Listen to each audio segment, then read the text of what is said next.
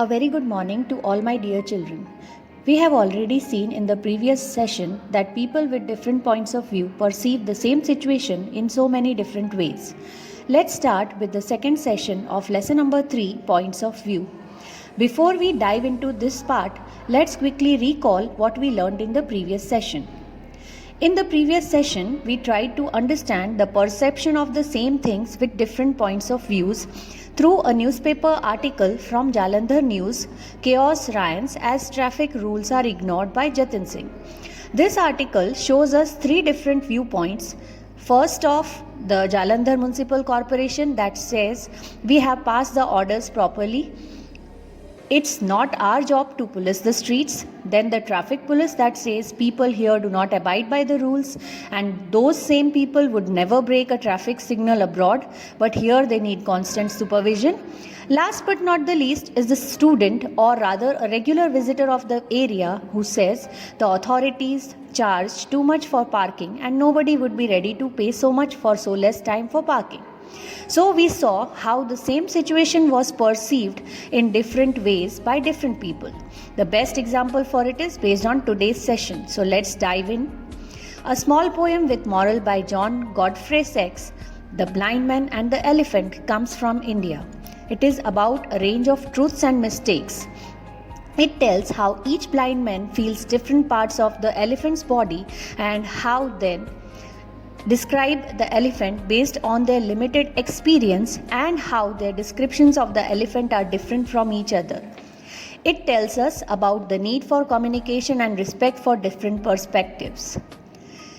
It was 6 men of Hindustan, to learning much inclined, who went to see the elephant, though all of them were blind, that each by observation might satisfy his mind. It is the story of 6 blind men from the ancient Indian subcontinent who have never come across an elephant before.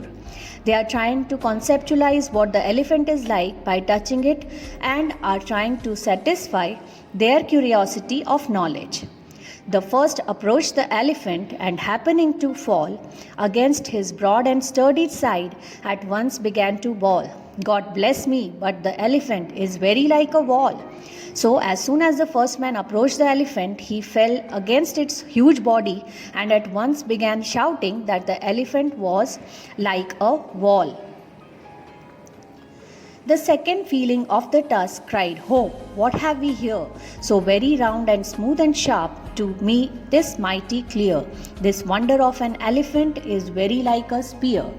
The second blind man touched the tusk of the elephant, and as it was round, smooth and sharp, he conceptualized the elephant to be more like a weapon, a spear. The third approached the animal and, happening to take the swarming trunk within his hands, this boldly up and spake, "I see," quoth he, "the elephant is very like a snake." So the third blind man took the trunk of the elephant in his hand. With the touch of his hand, he could feel it to be waving from side to side and thought the elephant would be like a snake. The fourth reached out an eager hand and felt about the knee. "What most this wondrous beast is like is mighty plain," quoth he. "'Tis clear enough the elephant is very like a tree." Now was the chance of the fourth blind man to touch the elephant. He happened to touch the knee of the elephant, and for him this wondrous beast looked just like a huge tree. The fifth, who chanced to touch the ear, said, "N, the blindest man can tell what this resembles most, deny the fact who can. This marble of an elephant is very like a fan." The fifth man felt the giant ear of the elephant and believed that the elephant was like a fan.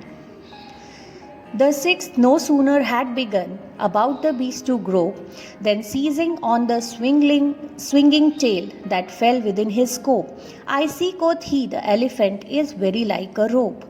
The sixth blind man gave a tug on the elephant's coarse tail and thought that the elephant was nothing more than a piece of old rope.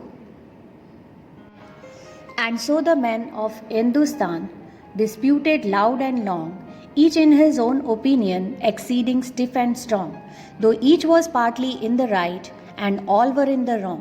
In the end, all 6 blind men started fighting with each other over their opinion. They all were assuming that they were correct individually and the rest 5 had wrong opinion, and so they started arguing with each other. Moral: so often theologic wars, the disputants I ween rail on in utter ignorance of what each other mean, and prate about an elephant not one of them has seen. So this story of blind man and the elephant tells us about the reality of life and also about a basic problem that we all have. It tells us that humans have a tendency to claim absolute truth based on their limited subjective experience, as they ignore other people's experiences, which may be equally true. So there might be multiple aspects of truth and reality. So dear children, with this we come to the end of today's session. We have understood that reality is one, though wise men speak of it differently. So here the blind men have been compared with people in the society who are ignorant towards others' points of view and hold their point of views as the ultimate truth. And it is because of their ignorant behavior towards others that there are disputes in the society. So thoroughly watch the video and go through the poem and its explanation. Read it again and again for better understanding. Stay home, stay safe. Thank you.